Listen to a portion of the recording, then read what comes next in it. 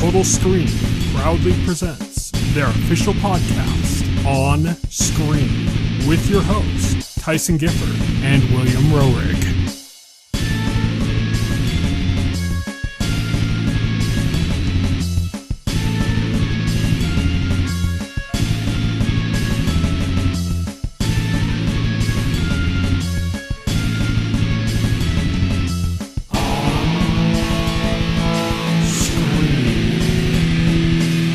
Hello, everybody, and welcome to On Screen, the official podcast of TheTotalScreen.com. I am Tyson Gifford. I am Will Roerig. And today we have a myriad of topics to go over. We have our two catalog shows, or actually just one now. We have What We Do in the Shadow, but we are also going to talk about Marvel's Black Widow, which just came out to Disney Plus after its theatrical run. So we're going to be talking about that as well. We have quite a few news stories to go over, a few things to discuss on tap. These are just kind of like non-spoiler discussions of a few different things we've been watching and playing, and then a few things to look forward to in the next couple of weeks. So let's get started with On Beat.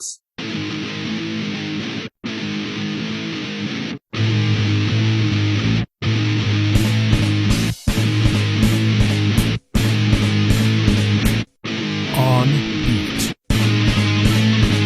On Beat is our news segment, and let's kick things off with Locke Key had a new trailer for Season 2. I wrote Season 3 in the show notes, I don't know why. But Season 2, which is coming on October 22nd, and they had a trailer for it. What did you think? Yeah, it looked good. It looks like it's going to be a very exciting season. Locke Key was one of those things that started off iffy for me, but got better as the season went on. Mm-hmm. So it kind of surprised me. I think it was somewhere around episode 4 when I really got into Locke Key. If I can't remember exactly, but it was I think it's when they introduced the mind key. Yeah, I think that might be it. Yeah. That's when it started getting okay, this is really fun now. This is getting into interesting ideas and concepts. The ability to take things out of your mind or put things in your mind is a really cool concept, And yeah, this is a show that it's not necessarily a great show, but it's a really fun show. There's all sorts of different magic systems in play and stuff that make it really fun to watch. And yeah, I think what they're showing with Season 2 is they're making new keys now. Yeah, they're able to forge new keys, which is an interesting twist. Yeah. So yeah, there's a time travel looking thing too, because they showed it looked like revolutionary soldiers or something at some point. It might be that just might be flashbacks going into the history of the place or something that how they do. Yeah, but it could also be time travel because it's we don't know. Yeah. There's a few different monster types they showed that look different than what we'd already seen in the first season. So there's quite a few things that look cool. There's an awesome shot of the one daughter walking on water, I think in somebody's mind. I think she was using the mind key on somebody. But yeah, it just looks really cool. It looks like it's punched up the budget quite a bit, it looks like to me too. Everything was kind of quaint and smaller scale in the first season. It looks like it's kind of much more expansive now. Yeah, it looks good. Yeah, I'm excited about that. October 22nd, that's not far off. That's next Friday. We also got some news about Cowboy Bebop, the Netflix series, and that's that the original anime Japanese voiceover cast is going to be doing the Japanese dub for the Netflix show, which is an awesome detail. I'm not going to listen to that though. I have my belief when it comes to subs and dubs is I watch things in the original language. And even though they have the original Japanese voice actors in this, the original language for this show is English. For this show, not for the anime, But yeah, because this is an English production, yeah. So it's going to be Japanese voice cast dubbing over the original English voice cast and not the opposite way around. Yeah. So it's really funny, but I always encourage subs over dubs, but for me, the whole point is that it's the original language is what matters, Yeah, the original language. I mean, I'm sure, it's the original voice actor for Spike Spiegel, but it's gonna look weird coming out of John Cho's mouth. Yeah, exactly. Yeah. And it's not the emotion on set. It's not they're not acting off each other in the right way. It's all those things that I don't like about dubs are gonna be present for the Japanese stuff, Yeah. But yeah, it's always complicated because people, a lot of times when I talk about subs versus dubs, people think that I just want to watch everything in Japanese or something. And that's not true. Like, for instance, I play Bayonetta and No More Heroes in English because that was the original language those games were made in. Yeah. You know, like, but if it's like, if the game was originally made in Japanese, that's what I want to play it in. I played through Sekiro in Japanese with English subtitles. If you start Sekiro, that's actually the default option, even in the English version. Yeah. The default is Japanese voices, like, and it asks you if you want to change that, like, at the beginning of the game. I'm just like, no, this is set in Japan. It's a Japanese game. I'm going to leave Japanese voices. What was that other Japanese themed game that came out around the same time, but from a Western developer? Ghost of Tsushima. Yeah. Does that game have a Japanese track? I think it does. I'm pretty sure it does. That might be one where I might break my rule about original language, just because it fits the setting, you know? Right. Anyways, that's Cowboy Bebop, the main topic. Hey, that's just a really cool thing to do. That's like such a fan service moment. Yeah, there's a lot of fan service in this. It'd be funny if they released a second English track with the English voice actors from the anime. I mean, I gotta because a lot of people watched it in English on like Adult Swim, you know? Yeah, right. I gotta give them credit. There's a lot of fan service. I'm still skeptical, but yeah, gotta give them props for the fan service. Yeah, like I said before when we were talking about the intro that they did that was like based on the original intro. Like at first I didn't like the intro, and then like towards the very end of the intro they were showing what looked like footage at certain points that was kind of obscured. It was like mixed in with the stylistic intro stuff so you could barely kind of tell. But it had this kind of like exploitive like 1970s kind of aesthetic to it that I like. Mm-hmm. And if that's what it ends up being, then it can look cool. But like when you see like just screens from like on-set screens of the characters in costume, it looks kind of weird, off-putting, like, you know, like they're trying to be too loyal to the anime and it doesn't work. But if it has that correct, like kind of 70s exploitation film kind of aesthetic to it, then it could actually like be really cool. But we have to see like real footage of the show, you know, before we have an idea what this is like. That credits thing wasn't really telling. Next up, Walking Dead. So that series is coming to an end. Oddly enough, you know how like some shows when they do their final season and they do it like in 2 parts and they spread it over like 2 years or something? They're doing it like in 3 parts with The Walking Dead. That show's been in its final season for like a year already, and it's not going to be done until 2022. Yeah, they're really milking the hell out of that. Yeah, but they're already doing another spin-off series. They already have 2, by the way. They already have 2 Walking Dead spin-off series. Fear the Walking Dead and one called, I think, New World or something. I can't remember what it's called, but it's like another Walking Dead spinoff. Now they have a 3rd one, but this one's like an anthology series. So I don't know if it's a seasonal anthology or if it's like individual episodes, like in the Twilight Zone style. I always thought Fear the Walking Dead should have been a seasonal anthology because the big selling point of that series was that it was going to be like when the zombie outbreak was taking place. And I always thought it would have been cool if they did that as a seasonal anthology. So like the first season follows one group as the zombie apocalypse is taking place. And then the next season is also when the zombie apocalypse is taking place, but like in a completely different setting, you know? Yeah, but it just turned out to be The Walking Dead with like a new cast. Yeah. Which I'm just like, what's the point in that? Exactly. But, and not as good.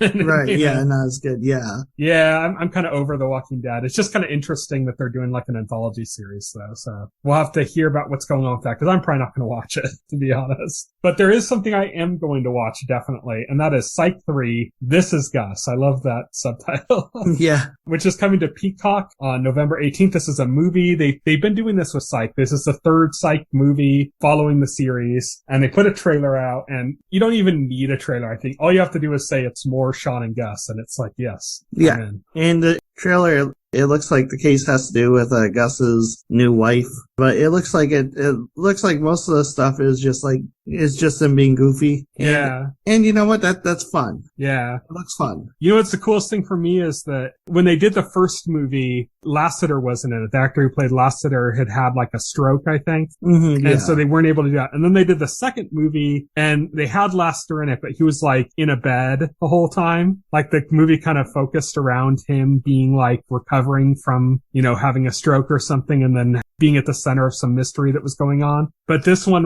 of the big pops for me in this trailer was you see Lassiter's like back in play in this one. Nice. So I'm like, yes, good to see him back. But yeah, just all they need to tell me is more Sean and Gus, and I'm in already, you know? Next news story up is about the Many Saints of Newark. This is the Sopranos prequel movie. Never watched The Sopranos. Oh man. So here's the thing. So the Sopranos sequel movie is part of that HBO Max Warner Brothers deal where they're coming out in theater and on HBO Max at the same time. So when this movie came out, it completely flopped at the box office. Its first weekend take was 4.6 million, which by modern standards is really bad. And so everybody kind of just wrote it off oh, I guess it just didn't succeed or anything. Well, now HBO Max has come forward and said, actually, this is the biggest hit they've had on the HBO Max streaming service. And not only that, but just it existing has bumped up Sopranos views. So more people are watching Sopranos now because of this by a pretty significant number, apparently. I mean, that makes sense.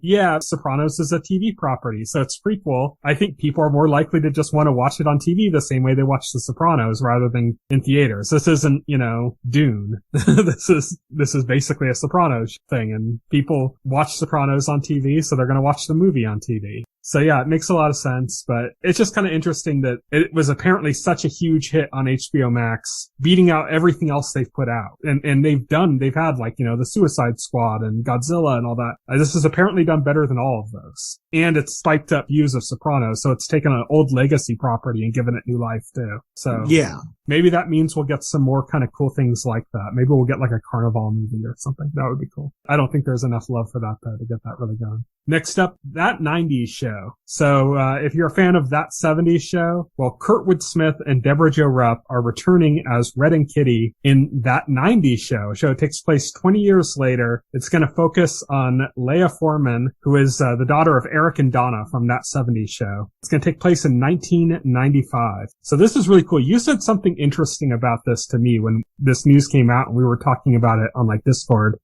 Yeah, so the original show was set in the 70s. That 70s show is one of my dad's favorite shows. Mm-hmm. He loves that show. And the reason why is because my dad was a teenager in the 70s. He was born at the end of the 50s, 58. So that was when he grew up. And I think that's the reason he connected to that show in particular so much. Funny enough, the 90s was when I was a teenager. Yeah, me too. So this would be this should be the same thing for me, right? This should spark those same nostalgic feelings. Although it feels weird to me because to me the 90s still feels so recent. Mm-hmm. So yeah. And I say it should because if they do it properly, maybe. But so much of the current depictions of the 90s in media seems to just be trying to depict how the 90s was in media at the time. And not how it actually was, yeah. Yeah. That's the 90s nostalgia I think is tricky. I think 80s nostalgia has been I think there's practically a straight up formula for 80s nostalgia. And I didn't live through the 70s, so my dad would know a lot better. But at least watching that 70s show, it seemed genuine. Yeah. It didn't seem like it was trying to ape the pop culture that was popular in the 70s. It wasn't trying to be Three's Company. It was trying to be teenagers living in Wisconsin in the 70s. Yeah. And so as long as this show takes the same approach, then it'll probably be fine. Yeah, that's going to be the interesting thing here is are they going to be able to nail that 90s nostalgia thing? Because I can't think of many things that have. There's a lot of stuff that's nailed, like I said, 80s nostalgia. It's practically a formula.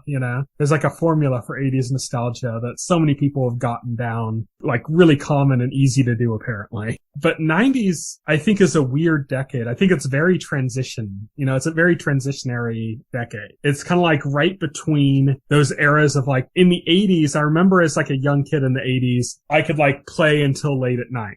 I could go around and do whatever. And then at a certain point, in the mid to late 80s, that started changing. And then it drastically changed in the 90s. Computer technology became much more a part of life. It existed in the 80s, but it became a bigger part of life in the 90s. And just everything kind of started, it's a cultural revolution changing. It's kind of I guess, similar to the 60s. The way the 60s was such a huge transitionary decade, I think the 90s is similar to that in a different way. It's not cultural revolution, anti-war and all that kind of stuff. It's more just the idea of what we consider modern now starting to come into being. Computer technology. And this this already has one up on the last spinoff they tried to do, that 80s show, which only lasted 13 episodes on Fox. And what that show did is they decided to set it in the 80s, obviously, and then focus on a completely new cast of characters, like completely divorced from that 70s show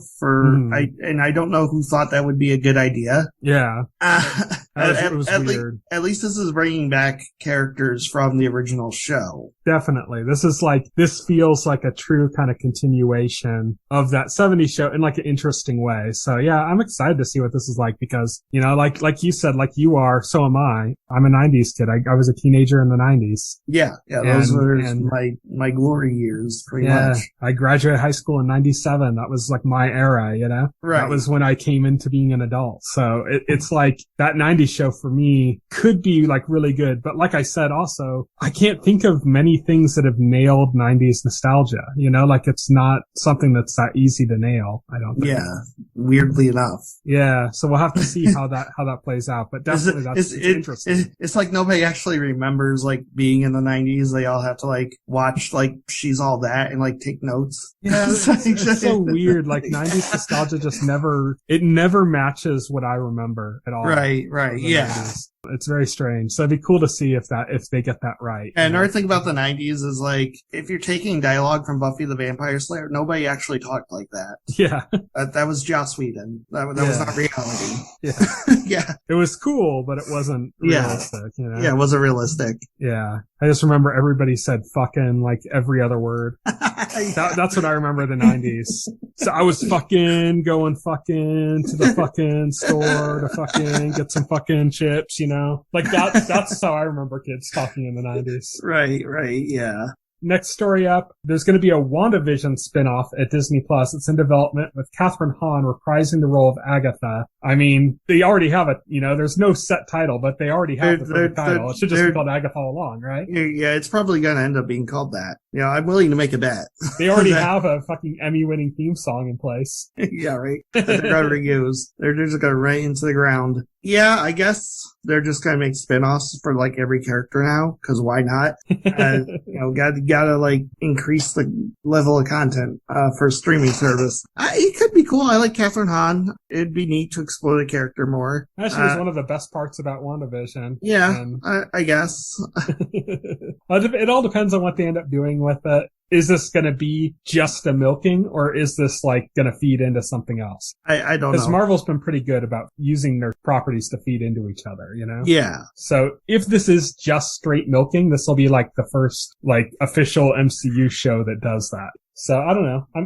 I have faith in Kevin Feige. Next up, we did a news story about a month or two ago about Yakuza creator Toshiro Nagoshi was being rumored to being leaving Sega. I can't remember the company he was going to leave for, but it wasn't Tencent, but it was like a Tencent-esque rival to Tencent. Another Chinese company that kind of focuses pretty heavily on like mobile and stuff like that. And just as Tencent has been buying into a lot of companies, including like Platinum Games and just a ton of like both Western and Japanese game developers and stuff. This other company was NetEase. Also... I looked it up. The company was NetEase. Yeah. Okay. So anyways, there was a big rumor that they were poaching Toshiro Nagoshi from Sega. And now we have official report that he is leaving Sega.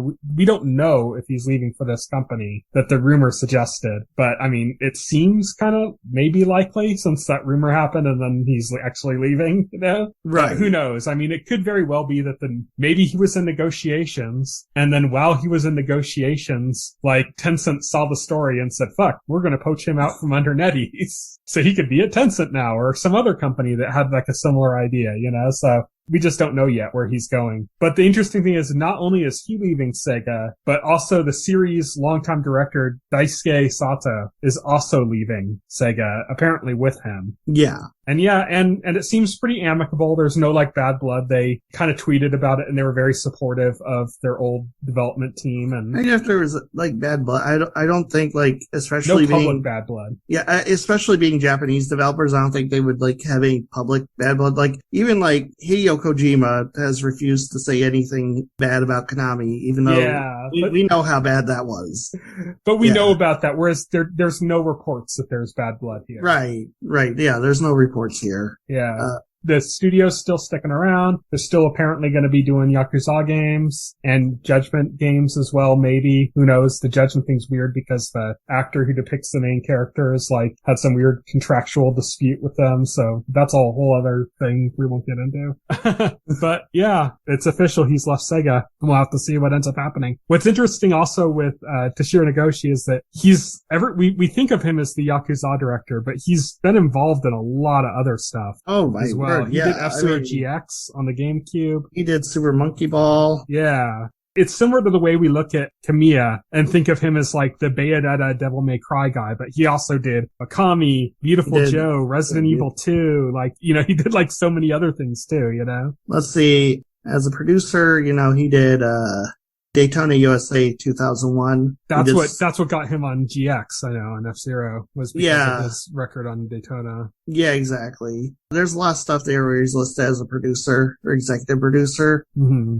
He's a big guy. I mean, Yakuza is the thing that he's famous for. Yeah. He was a big guy at Sega, he's similar to, Yuji Naka or, Yu Suzuki at Sega, he was one of the big dogs. Aren't they both not at Sega anymore? Yeah, they're both not at Sega anymore. Yeah, Yu Suzuki has his own company and so Sega doesn't have any big people anymore, I don't think. I think this is their last big guy. Yeah, this is the last person who regularly gets mentioned. I mean, they have plenty of talented developers. I mean, there's the people making Sonic games, but can you name any of those developers offhand? Yeah, that's what I mean. There's plenty of talented developers and teams at Sega because they also own Atlas too. So you have the Persona team is really talented and the Persona team. Yeah, exactly. So, but it's not there's not a personality, a specific person you can attach that to.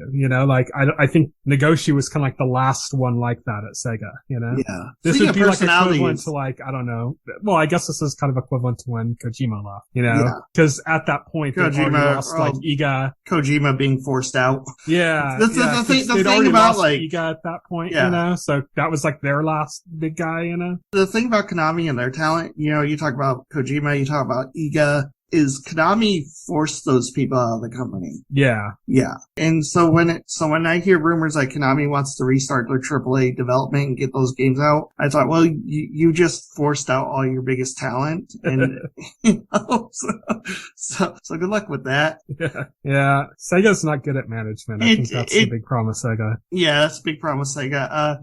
It's noted that, it's really remarkable that Shigeru Miyamoto has been with Nintendo for 45 years. Yeah. That rarely happens. Well, also until recently, that was very big in Japan, was the idea that you'd work for a company for the rest of your life, basically. Right. It's not the case in the West, not just with game development, but just period. And it's not just with game development in Japan, just period. Usually you get a job in Japan, outside of something you'd have as a teenager, you get a career job in Japan, and that's it for the rest of your life, Right. You move up within that company. That's starting to slowly change. And you're seeing that, the video game industry is, we're seeing that more than anything, you've been seeing people kind of moving around but I don't think Miyamoto will leave Nintendo. He's too big. He can pretty much do whatever he wants at Nintendo, he'll leave when he retires pretty much. I mean, he's in senior management now. They have him doing stuff working on the Super Mario movie to make sure that comes out correctly. Could you imagine saying no to Miyamoto? No, I wouldn't. Can you imagine being at Nintendo's CEO and Miyamoto says, hey, I kind of want to do something like this, and going, no. It seems like if Miyamoto publicly divorced himself from Nintendo, that would be almost I feel like Yamauchi would be the only one to have the balls to do that. And it wouldn't be good. No, and it wouldn't he'd have the balls to do it, but it wouldn't be good. Because Yamauchi was Yamauchi, and he acted like a Yakuza boss, Yeah, he did. Yeah. It's funny because of the two major companies, Sega and Nintendo, there's actually more evidence pushing towards Sega having Yakuza ties as a company, but Nintendo's the one that at the time acted like a Yakuza company, Yeah, right, yeah, exactly. Yeah. So our next news story is Scream. So this is, I actually saw somebody tweeting about this concept in general, not about Scream, but about the idea of like titling a new entry in a movie after the first entry, like without a subtitle, without a number. It's just taking the Xbox approach to me. Yeah, like, and how frustrating that is, because it makes it confusing to talk about. Yeah, because when people like reference it, now we're gonna have to say, oh yeah, did you see Scream 2022? Yeah, Scream parenthesis 2022. Yeah. But yeah, so Scream, this is the 5th entry in the series, just called Scream. It has no subtitle, no number. And this is not a reboot. It's a direct sequel to the previous movies. Weirder. Yeah. It's kind of similar to the way they did Halloween, did the same kind of thing, you know? Right. Except Halloween is like sort of a reboot because like it's a sequel to the first film. Yeah. The rest of the films, even part 2, are not canon to like even this more version. Confusing. Yeah. Yeah.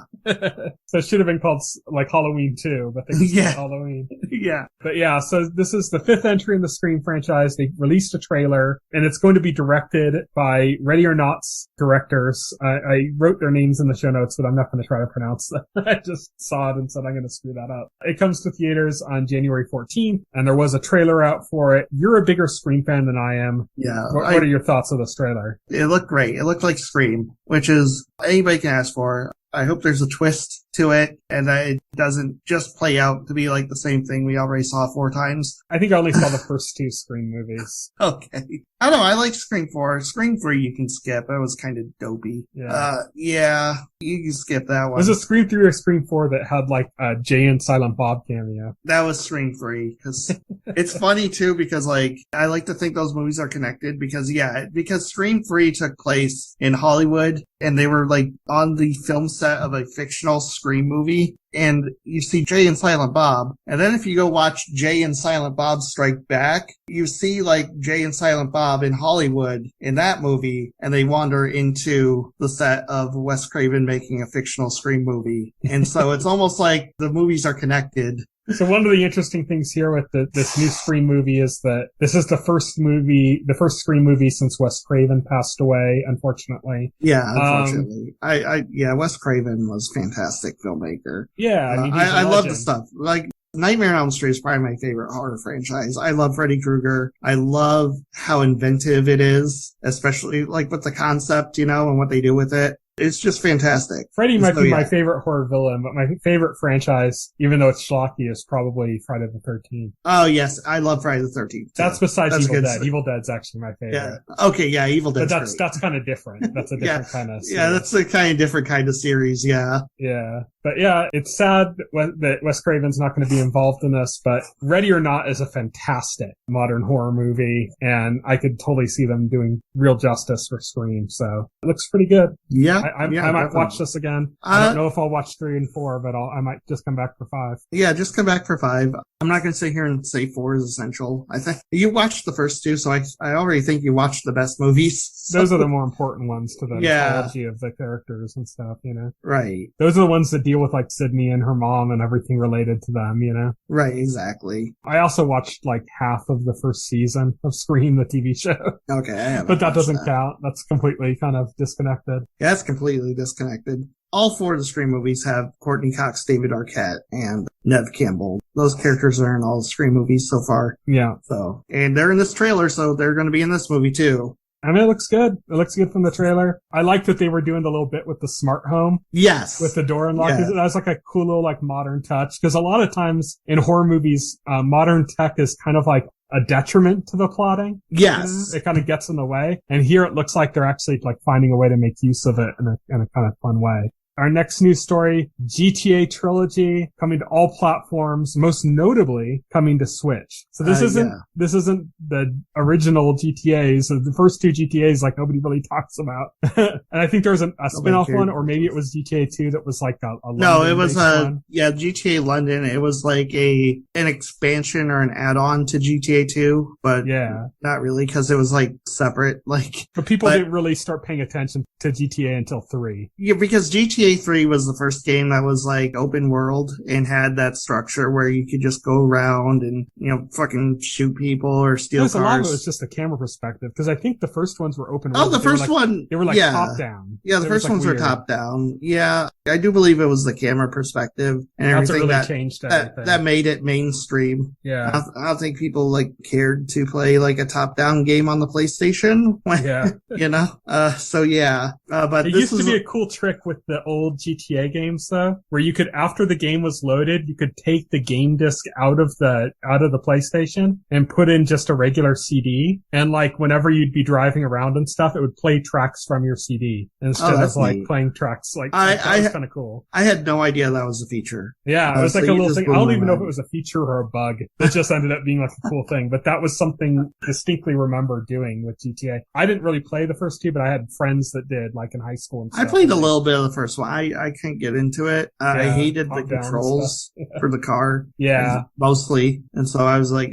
no. And then when GTA 3 came out, I kind of ignored that franchise altogether. I don't know why exactly. It's just... Yeah, I wasn't huge into GTA. Actually, I'm a much bigger fan of Saints Row than GTA. But, this is the first time the original trilogy is coming to a Nintendo console. Yeah, I mean, this should have happened a long time ago. There were GTA games on Nintendo systems before, Chinatown Wars on the DS. Yeah. They ported the original GTA, the PlayStation 1, to the Game Boy Color. Yeah, that was weird. Yeah. Yeah, I don't know how that turned out. This is the first time the mainline GTA game hit a Nintendo system. Yeah. Yeah, so that's what makes this notable. I mean, it's not surprise. Should be 5, man. It's not surprise that they're doing remasters of the original trilogy. It's not surprise that those remasters would hit PlayStation, Xbox. It's surprising. It's also coming to Android and iPhone too. Like I said, all platforms. It's coming to everything. They should just put out 5 as well, but, They should, but I don't know what's going on with that. I mean, the main thing I've heard people use an excuse is GTA Online has evolved and it won't run on, PS3 and 360 anymore. Oh, maybe. And that's the reason why, but you could just bring over 5 without Online to Switch, Yeah, but I think the incentive is they want people playing online. That's where they make all their money. But if it's bringing it over with GTA Online or just not at all, just bring it over without GTA Online. It's fine. I give a feeling they no longer give a shit about GTA 5 single player. Yeah, maybe that's so, but it just seems kind of dumb. It seems like they're just leaving money on the table at that point. Yeah, that's what I think too. Our last news story is we got a huge piece of MCU casting for Guardians of the Galaxy 3. Will Poulter. Adam Warlock, baby. Yeah, it will be playing Adam Warlock. The main thing I put down here that he's from is Black Mirror Bandersnatch. That was the interactive Black Mirror that was on Netflix. He was in that.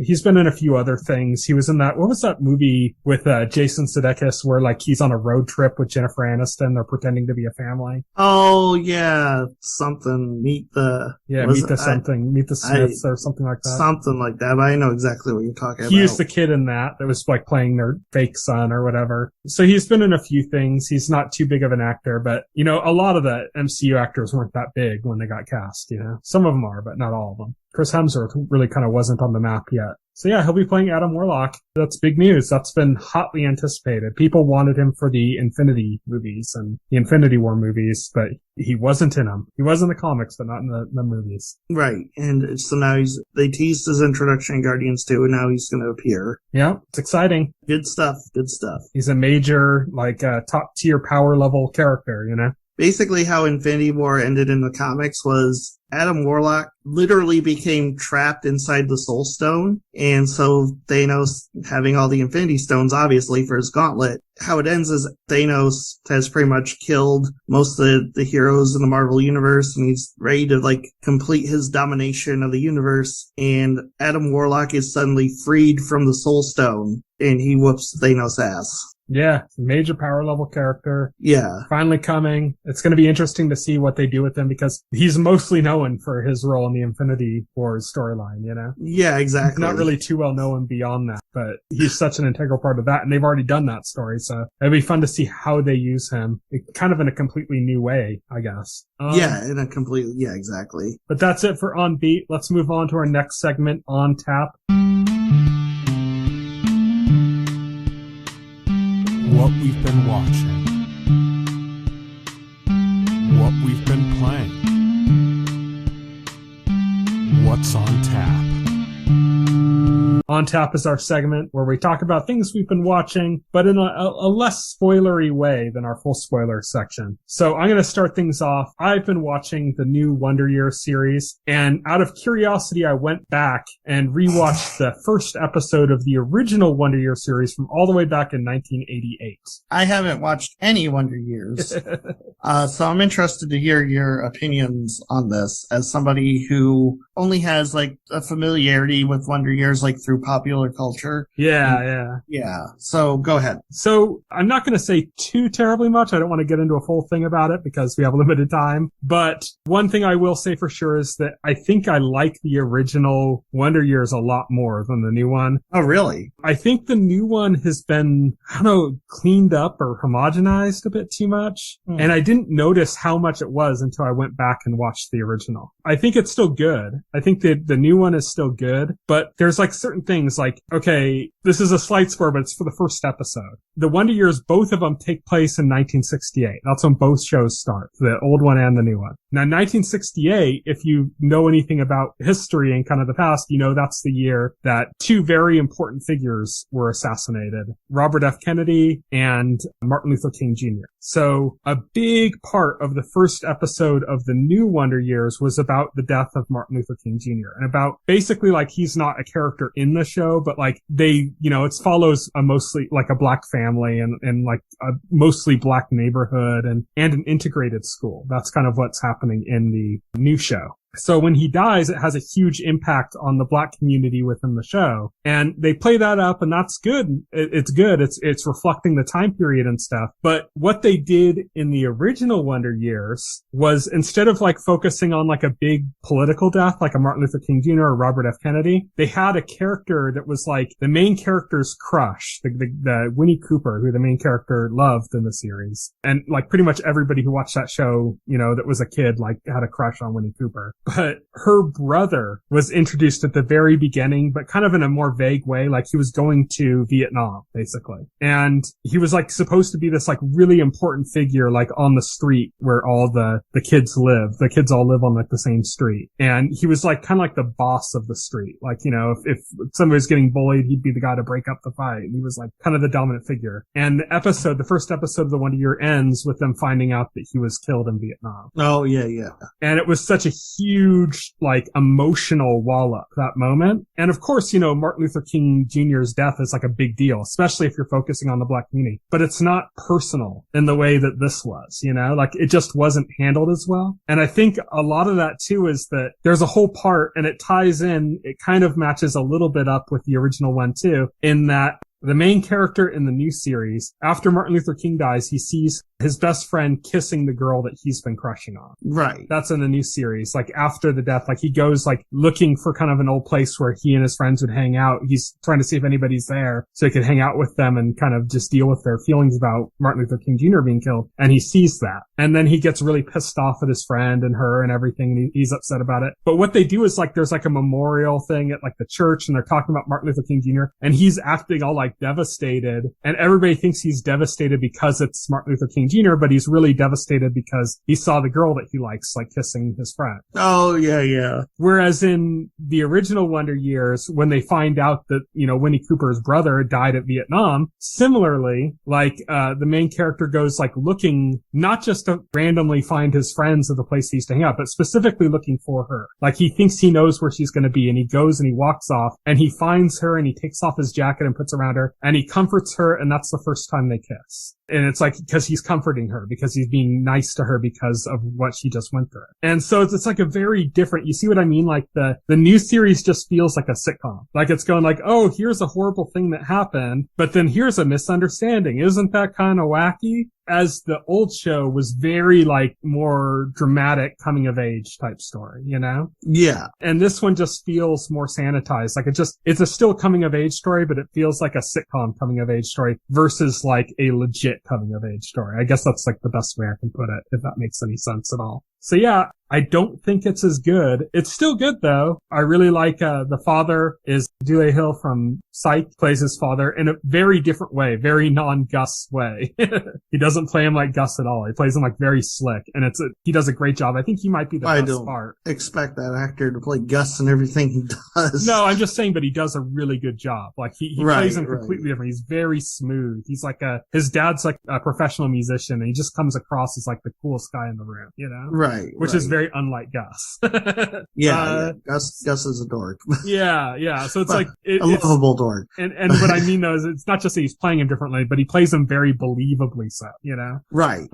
In both cases. So I still like it. I think, you know, Dule Hill might be the best part of the show. I also think another thing that I kind of dislike about the new one versus the old one is the old one had a much stronger focus on the kids. And it was very much played like there were moments like there's a part in the first episode where the main character and his friend are looking at pornography. It's not really pornography. It's like the equivalent of like looking at National Geographic to see boobs, you know, because they're kids and it's like the 1950s or 1960s. So that's kind of all they have. But his mom walks in on them and they hide it real quick, but she gives this kind of like look like she kind of knows what's going on. And then she just kind of walks out and doesn't address it, doesn't talk to him about it. They make a whole point about how the father kind of doesn't talk to them and like just doesn't communicate with the family at all. And that's kind of like a big part of what the Wonder Years is about, is just like how hands off the parents are and how the kids are kind of just going through it on their own. Right. And in the new series, the parents play a huge part, and it's just like any other sitcom. A kid, you know, gets caught with pornography, so they have a big like birds and the bees talk moment and kind of thing like you'd expect in like most sitcoms or something. But it bothers me just because that's not what the original Wonder Years did. The Wonder Years made it a point that you would see that the mother knew what they were doing, but didn't say anything. Like that was a pointed moment, you know, like it wasn't just like, oh, she might not know what they were doing. Oh, maybe she didn't see it. Like, no, it's pretty obvious she knows, but she doesn't say a thing. And then that's very different from what you'd normally get. And I think that kind of encapsulates the difference between the shows. We're like having those moments where it's like, oh, the kid finds pornography. Now you need to tell him why, you know, that's good or bad, why it's natural to feel that way. But that's not very like 1960s thinking. Or like early 1960s or like pre-Woodstock 1960s thinking, I would say. So it just doesn't really make sense. It doesn't really fit. Right. It doesn't feel as accurate to the time period because of that. But that's where I'll end it. That's the Wonder Years. Like I said, worth checking out. But, you know, if you haven't watched either, go watch the original if you want to watch either, if you're intrigued at all. Next up, you've been watching, and I need to watch this. You're guilting me into watching this. I need to get around to it. I'm guilting you. I need to get around to it so we can talk about it in full spoilers. But you've been watching and you completed Squid Game. Yes. Yeah. It's the show everybody's talking about. And I want to say Tiger King of 2021. The Tiger King of 2021. I want to say like, I'm not like a big bandwagon person. I don't just like jump on, you know, like whatever happens to be popular. I'm usually pretty skeptical of the stuff that like gets super popular. It's cause I'm like, I'll check it out, but it's like, I wasn't a huge Twilight fan, for instance. You're so counterculture. Yeah, I'm so counterculture. But I did jump on this just because the premise sounded interesting. It looked interesting. It has a very unique visual style. And I think that's one of the things that helped it get so popular is the fact that it does have a unique visual style that really like jumps out at you in thumbnails, especially with like a lot of the rooms have like very bright pastel colors, and there's the guards in the pink outfits, you know, with the symbols on their faces. Yeah, PlayStation logos on their faces.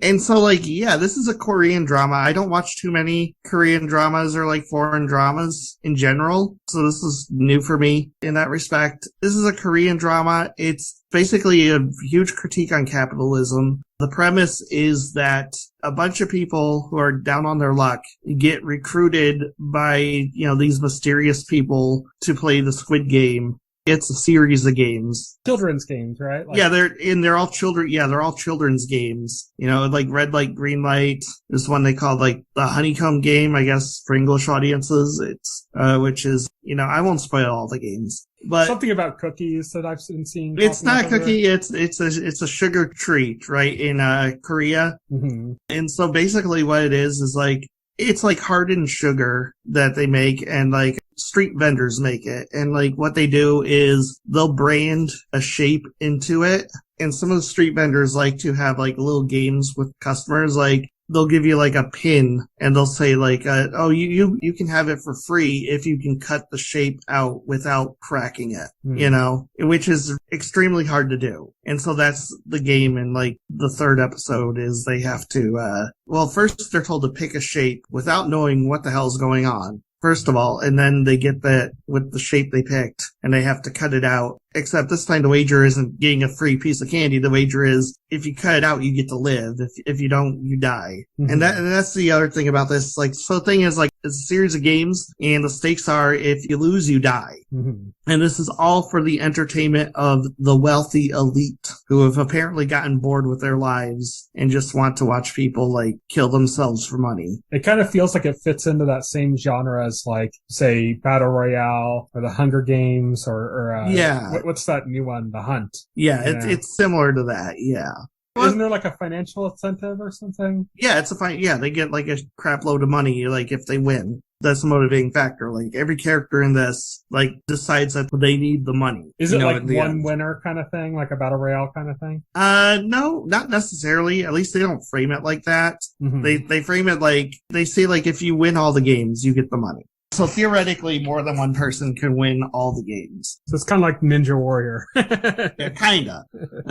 Except everybody could die or everybody could potentially win. Right. But what makes Squid Game so good is its characters. There's like, they start out with like 400 or something people in the game. And so most of the people are clearly just bodies. They're there to like just die. Oh, they wear red shirts? Yeah, there's a bunch of red shirts, but there's like a core cast of characters that they really focus in on, and you really get to know these characters over the course of like the series, and you really get attached to them. So like when one of those characters die, you feel it. Do they do any red herrings? Like they set up a character like they're gonna be one of the main focuses and then they die really early? No. Okay.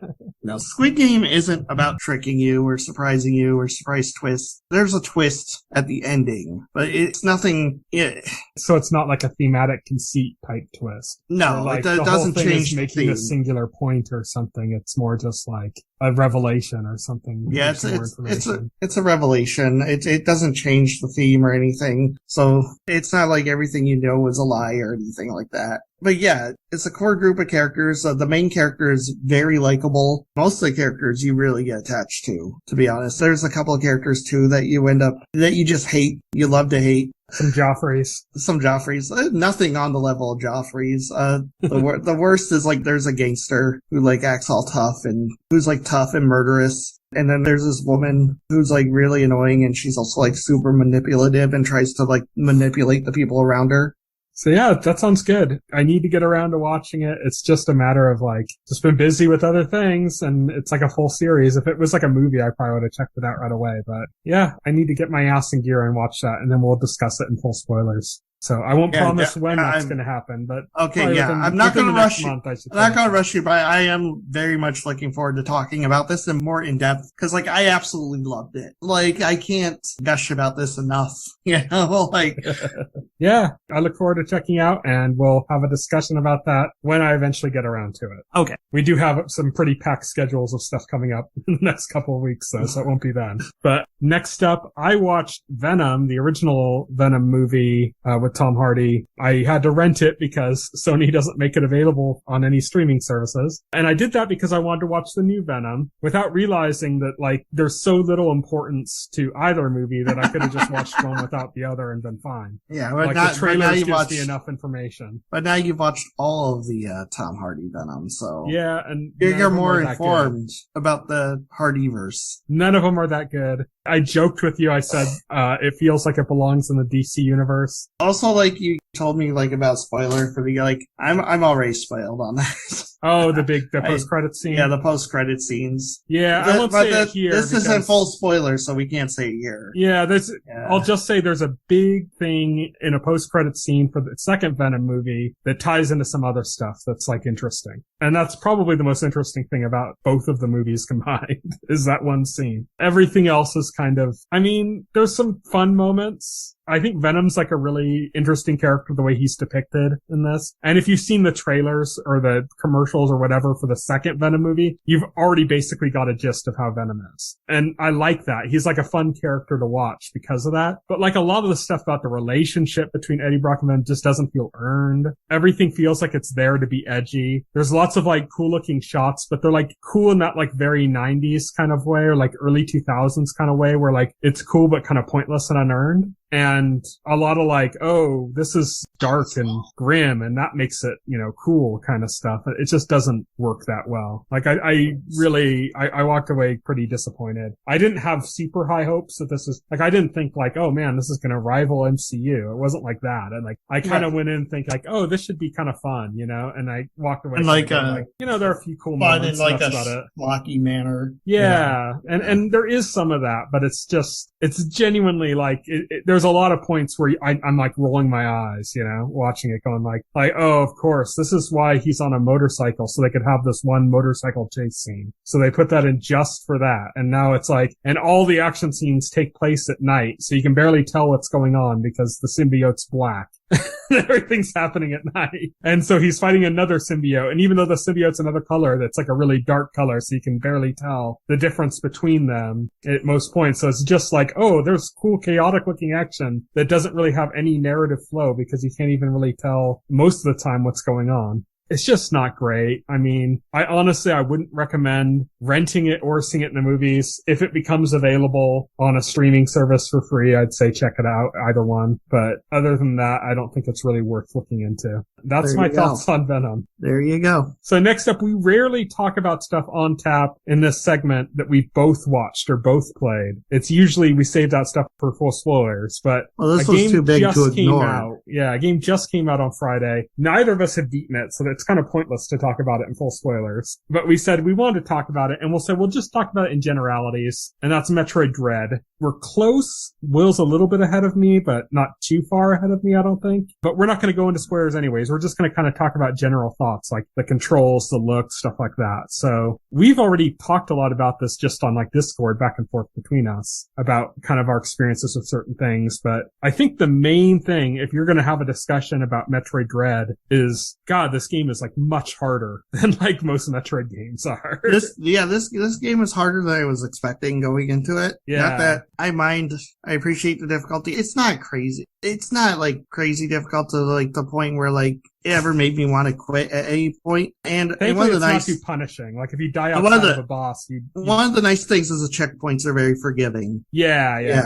So if you die outside of a boss, you'll kind of pick up not too far from where the boss was. Yeah, exactly. So you can kind of jump right back in. And it's frustrating because like the boss fights are like long because all the bosses and just some of the enemies in general are like bullet sponges. They just have to hit them like a lot. And the bosses are all like multi-phase bosses. So like you have to go through a process of hitting them a lot to get to the next phase. And then if you die, it's like, okay, I just worked on this boss for like 20 minutes and now I gotta restart again. And for me, who's not as good at games as a lot of people that play these kind of games, like I'd be dying on bosses like 20 times or something and just getting really frustrated. But I'd persevere and stick through it, and I'd be happy by the time I beat the boss and relieved and go on and enjoy the progress I'd be able to make with whatever new abilities or whatever else I'd gain from it. But man, it is definitely harder. A big part of that makes it more challenging is the introduction of the Emmys, which are like these robots that pursue you. And initially, you really can't do anything about them. You just have to like run and get away. You can like get into a QTE event if they catch you, but it allows you to maybe get an attempt to escape, but they're really hard to do. They're really like only a few frames of time to get an input in. So in most cases, you're probably not going to get away from it and you're just going to instantly be killed. But like we were talking about with checkpoints and stuff, it'll just put you right outside of wherever the Emmy zone door you entered. You'll just be like right outside of that. Right. So it's not too bad. You can work on it and get through it. Like I talked to you about, you can eventually like kill the Emmys, but it's like a one-off thing. Like you gain the ability to kill an Emmy, but once you kill an Emmy, you lose that ability. Right, yeah. Basically what they want you to do is So they have Emmy zones in like most of the areas in the game, and what they basically want you to do is they want you to spend some time evading the Emmys while you're exploring before they give you the ability to stand up to them. You know, those are scary parts of the game too. They are. Getting chased by the Emmys are pretty terrifying. They are, but like I see two ways. I see people who hate it and think it's annoying. I think it's exciting. It gives you a bit of a rush going through those areas. Yeah. I like it. I like the Emmy threat moments. I think they're really well done. It can get frustrating when you're going through and you're dying like over and over again, you know, because it happens to be you're at an area, you need to get through the Emmy zone to get out to another area, and the Emmy's like in the same room. Like he's not just in that zone, he's in the very room you enter. Yeah. Fuck. Now I gotta figure out how to sneak past him, and that can get frustrating at times, but it's still really well done and fun. And when you do end up getting a chase on it, if you're able to manage to elude it when it's chasing you, you feel like really accomplished when you get out of there. Like you're not even beating it, you're just escaping, but you feel like, whew, like at the end, like, oh, I got away, you know? And so that's really cool. What I don't like are those moments where you do kill the Emmy. Like I feel like my fingers are turning into pretzels, because it's basically like, okay, you hold down this button, and then you hold this button to attack, and then after that happens, you hold down this other button. Yeah, so holding down the first button. I was thinking on that today. I was thinking about like what I disliked about the controls, you know, and I was like, well, it's not really having to press the shoulder buttons, because, you know, like a lot of games make use of shoulder buttons for various things. And I thought, yeah, mapping your missiles and your other two shoulder buttons makes sense. And then it clicked in my head, the reason. Because the reason is to use missiles or to use your grappling hook or whatever, you have to hold down that button the entire time. So you gotta be holding that button and moving and shooting. Yeah. Hold the button, carefully aim, moving, and like hitting the button to shoot. Well, yeah, carefully. And when I think like it would work so much better is, say, a toggle button instead. Yeah, toggle button. I just want to use missiles, so I just hit the button, switch to missiles, and the missiles are active until I hit the button again. Yeah, you know? And they do that with like the Eon abilities. You have these Eon. I don't want to go too much into them because those would be kind of like spoilers for like that's what a spoiler is for a Metroid game. It's I hope it's not about the abilities that are different on a game-to-game basis. I hope it's not spoilers that there's missiles and the grappling. No, that's missiles, Morphball. Those are like franchise standards, you know. Yeah, but like the Eon abilities are like different. They're not in other Metroid games, so like I don't want to say what they are, but like the Eon abilities, like there's one like you hit down the R stick, you kind of press it in, and that activates the ability, and then you press it again to deactivate it. So that works exactly like a toggle. So the game knows how to use toggles, it just doesn't use them for most of the things. And because of that, yeah, you end up like, you know, you have to hold a button to go into mode. I think the two times that it's really annoying for me so far are, like I said, when you're fighting the Emmys, or when you're using the grappling beam. Like when you use that ability, I frequently end up like, I forget that you have to hold down until you're all the way grappled up to something. And then I end up falling instead by accident over and over again, because I just keep forgetting to do it. It's a little frustrating, especially when you have to do it like quickly, you know? Right. But yeah, that's a frustrating point of it. I think the free aiming is both like a blessing and a curse too. Like I think aiming is kind of frustrating when you're trying to run, you know, it can get a little annoying, but the ability to be able to aim wherever you want is nice too. So it's kind of like it falls into that blessing curse territory for me. Like overall, I think the controls are fine. If they just like made that one tweak to the controls, like that would be a big improvement. Yeah. That's one thing that I don't like. I love the way Samus moves. Yeah. Samus is very quick. But, okay, so overall thoughts. I like it a lot. Okay. I think it's hard and I'm getting my ass kicked, and it makes me feel a little down on myself because I'm getting my ass kicked so bad. And sometimes when I'm like fighting a boss over and over again, I'm basically like, are you fucking kidding me when I'm getting killed? It's really frustrating, but you know, I'm sticking through it. And once I do beat it, I feel like a real wave of relief and satisfaction. Yeah. I mean, that's great. Like I just played like a bunch of games that kicked my ass. Yeah. You just went through the Souls games. Yeah. All of them. Yeah. And I just got the platinum trophy in Sekiro. You think I'm not ready for a hard game? Come on.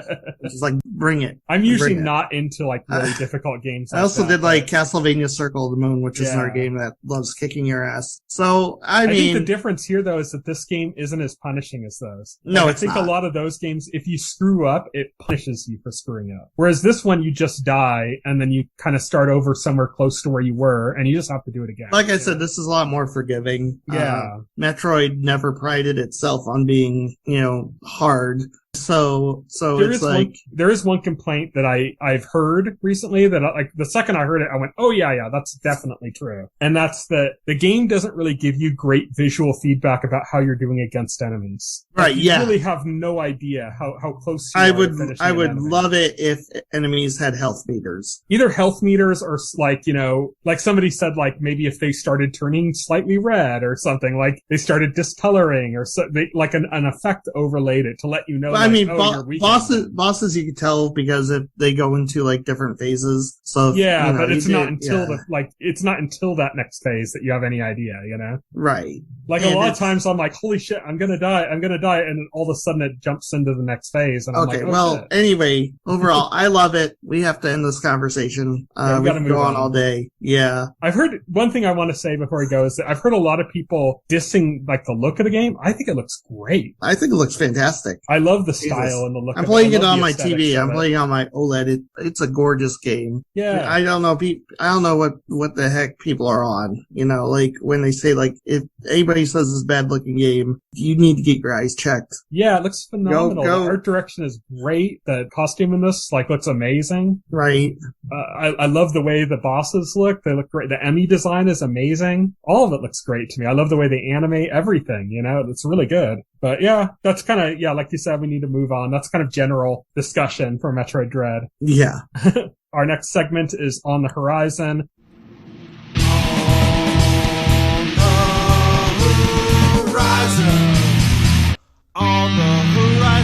On the Horizon is a segment where we talk about stuff that's coming up in the next couple of weeks. We got 2 that we're going to get through pretty quickly and 2 more that are a little bit more detailed, but not too much. First up, Night Teeth comes to Netflix on Wednesday, October 20th. It's kind of like, and I explained it to you, it's got kind of like a John Wick vibe, not like in the premise of the movie, but like in the sense that there's like this kind of underworld kind of thing going on. But the main character is just like, he's like an Uber driver or something. And he ends up picking up these 2 girls that turn out to be like vampires, and he's driving around town. And he's getting deeper and deeper embedded into this like underworld that like these vampires are like a part of, except, he's not like a John Wick badass type. He's just some guy. He's just like an Uber driver that's now like caught up in all this. It looks really cool. Looking forward to watching that. Then we have Invasion coming on October 22nd on Friday on Apple TV Plus. This is just like a big budget alien invasion TV series for Apple TV Plus. Yeah. I don't really know too terribly much about it. It's just a big deal because it's a huge budget kind of,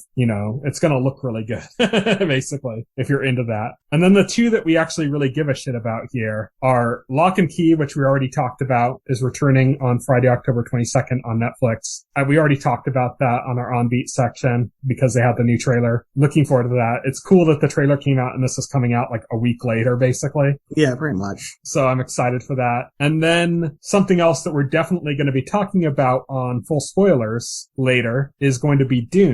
Not this week's Full Spoilers, obviously it's not out yet. Is coming on Friday, October 2nd as well, in both theaters and on HBO Max. And Dune, if you don't know, the books for Dune were kind of like one of the biggest inspirations for movies like Star Wars. The whole kind of concept of like the space opera, that a lot of that kind of came from Dune. And it's been adapted before. It was always kind of like mixed reactions about that. David Lynch did the first one. This one though looks like huge and amazing. And I'm really looking forward to it. And like I said, we'll talk about it on Full Spoilers, I think in like 2 weeks after it's been out for a few days. So that's it for On the Horizon. Let's move on to Full Spoilers.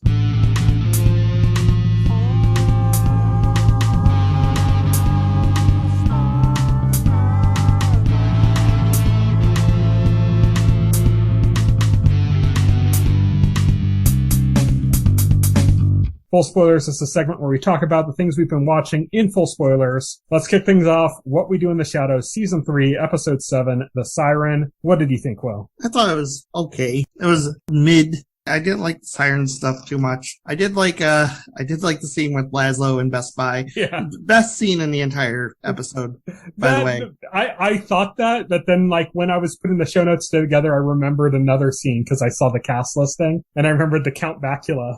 Oh God. Yeah. Count Bakula. That was fantastic too.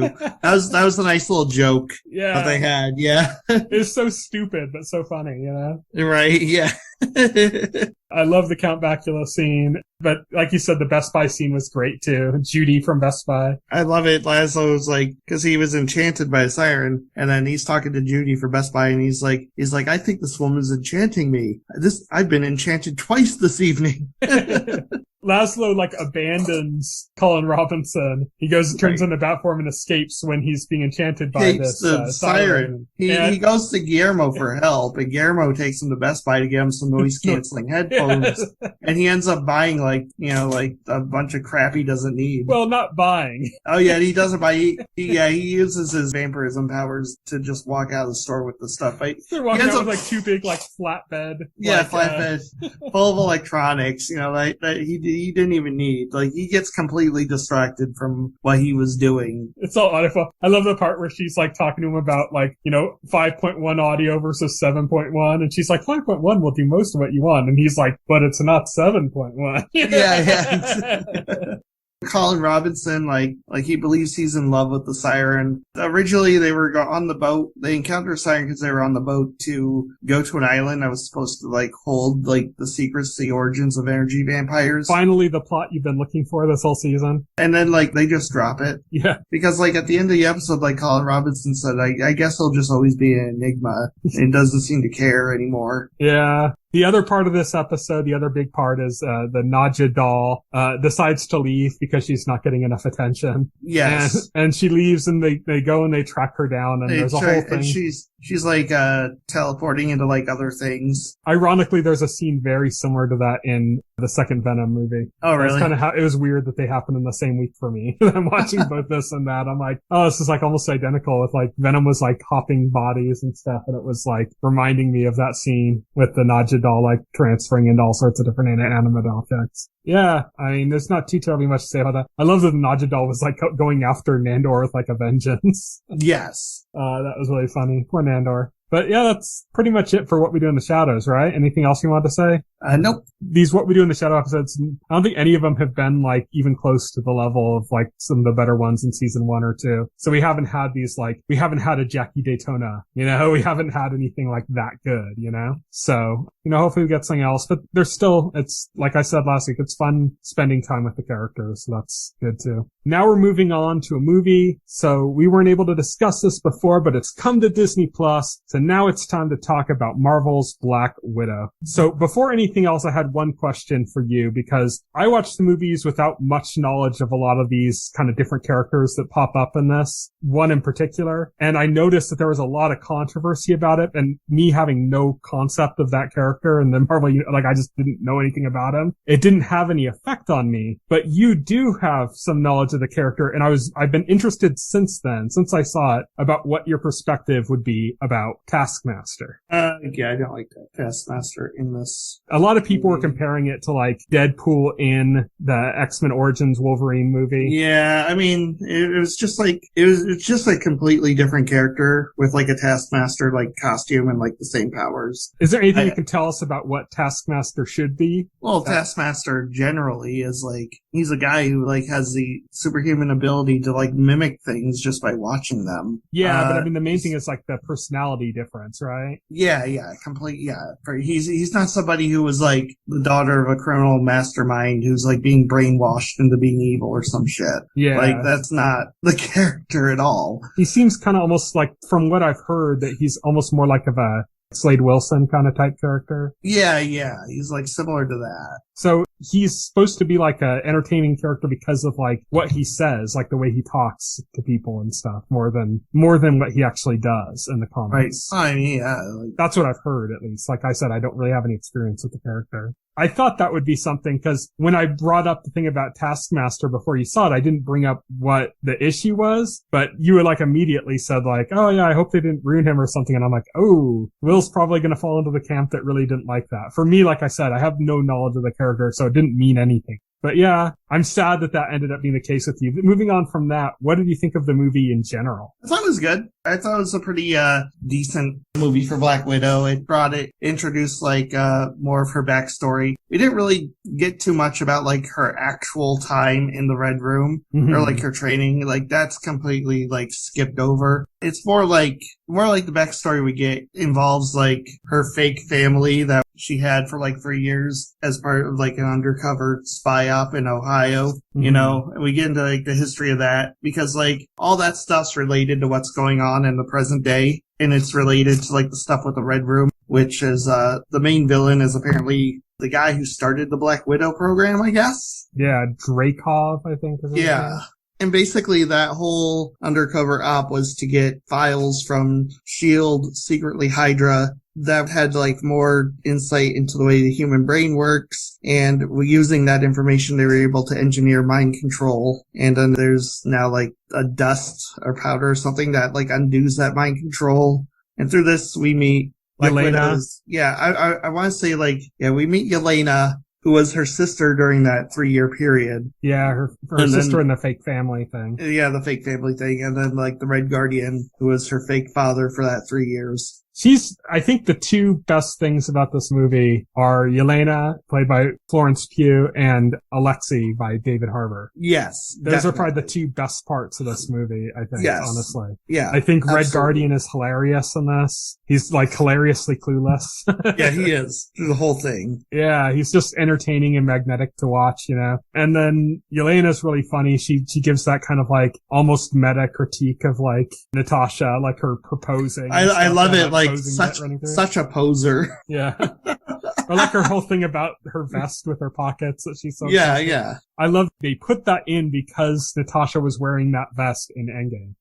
And it was like, where did that come from? And it's like, oh, she got it from Yelena. She got it from Yelena now. So we have the origin of the vest. Yeah. Yeah, it's cool. The ending stinger was pretty much what I expected, except the post-credit scene, you mean? Yeah, the post-credit scene. It's what we guessed mostly. Yeah. The only difference is like the post-credit scene, she's already working for. Yeah. That would have been a surprise if it hadn't have been for. She's already the Winter Soldier, you know? Yeah. Again, the Falcon and Winter Soldier was supposed to be after this. Yeah, this was supposed to be before Falcon and Winter Soldier. So this was supposed to be the introduction of the Contessa, you know.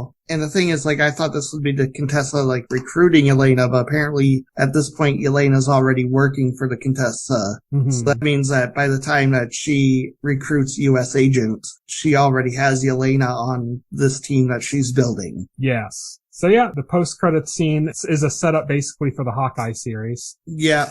It doesn't really set up for the tone of the Hawkeye series. The trailer did a much better job of that, obviously, but Yelena's going to be in the Hawkeye series. Yeah. So, she's going to be a big part of that. So it's going to be interesting to see how they're playing Countess tells her, you know, Hawkeye is the man who killed Natasha, which is not truthful. Yeah. Not at all. Yeah. If there's anybody Natasha would tell Yelena not to kill, it'd be Hawkeye. It'd be Hawkeye. Yeah, exactly. In fact, Clint was going to sacrifice himself in that scene, but Natasha insisted. Yeah, that was what was so good about that scene in Endgame was that they were basically fighting to be the one to sacrifice himself. Yeah, exactly. It's kind of like a higher stakes version of, no, I got the check. Yeah. So yeah, that was the stinger. I'm trying to think of some other things that were kind of cool about it. I think a lot of the action scenes were pretty cool. I really liked the skydiving action scene. Yeah, skydiving action scene was cool. There's a lot of cool set pieces, you know, big set pieces. I mean, there's nothing like super special about it, you know? Yeah. It's a Marvel movie, but it's like a prequel kind of. Yeah, it's it doesn't have the same impact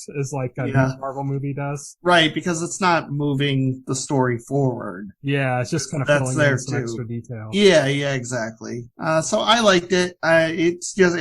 It's pretty standard. There's nothing that like really like makes it like super unique or anything. So I'm guessing best part of the movie, at least for me, and it sounded like you agreed, was Yelena and Alexei. Yes. And worst part of the movie sounds like for you was Taskmaster. Yeah, it's such a it's also like it's such a nothing character because like she has like no like dialogue or like no thoughts of her own. Like, the whole thing was she was being mind controlled throughout the whole movie. So, like, she doesn't even, like, have a personality. Yeah. It's so disappointing. Yeah. The one fortunate thing is she's not dead at the end. So there's a chance that they could, like, redeem the character by putting it into future Marvel properties, you know, and having it interact. But it sounds like it's not a match either because it's a villain in the comics, right? And, like, yeah, it's a villain. She's not really well positioned to continue on as a villain. In the comics, he's a mercenary and, you know, he's usually like working for criminals. Yeah. And it doesn't seem like well suited for where that character leaves off in this. It doesn't seem like it matches that, you know?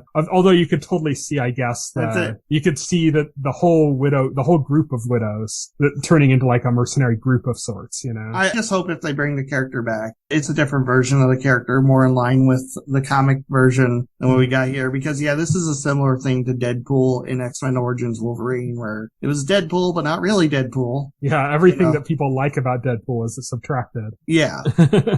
It'll be interesting to see kind of what they end up doing with any characters from this. Like, we know Yelena is going to have a bigger role in the MCU. Oh, for sure. Hopefully Alexi does. I really hope we see more of Alexi in the MCU. Yeah, I hope we see more of David Harbour. He's great. He's a fantastic actor, too. Yeah, I really like because you see the different sides of that same character, and you see him as like this caring father, and then you kind of see him towards the end of that very moment, that flashback moment, you see the kind of point where he basically kind of betrays his daughters and quotation marks, you know, to like stick with the program, and because he just wants to get back to being Red Guardian and stuff. And then you kind of see like this combination of him afterwards, this kind of like this guy that's kind of in a rut, and he still like acts like he wants to, you know, have the love of his daughters, but, you know, he's not really doing anything to earn it. And there's like a kind of conflict for him in that. That's kind of his story. Which is like, it's fun to see, like, these different types of portrayals of the same characters. He's very different from when you first see him to when you see him in the modern time of the show, you know? Right. Melina's in it too, played by Rachel Weisz. She plays like the mother character of the family. I really there wasn't too much to her, you know? I don't think. She was just kind of I don't know. I didn't really find her character that compelling or interesting. No, same. Yeah, and, you know, a few other characters, random here and there, but nothing that's really stands out as important at all. That's it for this week's podcast. Next week, we are going to continue discussing what we do in the shadows. And of course, as always, have some other random news bits and other things to talk about. Maybe some more Metroid Dread. We'll see. But that'll be it till next week. Send us some feedback. You can follow me on Twitter. I'm at Tyson Gifford. You can follow Will. He is @VoxelHero. You can also leave feedback on our SoundCloud or YouTube, our website, thetillscreen.com. Any way you can contact us, go ahead and do. We'd love to hear some feedback. Good, bad, or indifferent, as I always say. But thank you, everybody, for tuning in and listening. Good night. Good night. Thank you for listening to the OnScreen podcast, the official podcast of The Total Screen. Visit our website at thetotoscreen.com. This podcast can be found on any major podcast client, including Pocket Cast and Apple Podcast. The entire backlog of this podcast and other content can be found on our YouTube channel.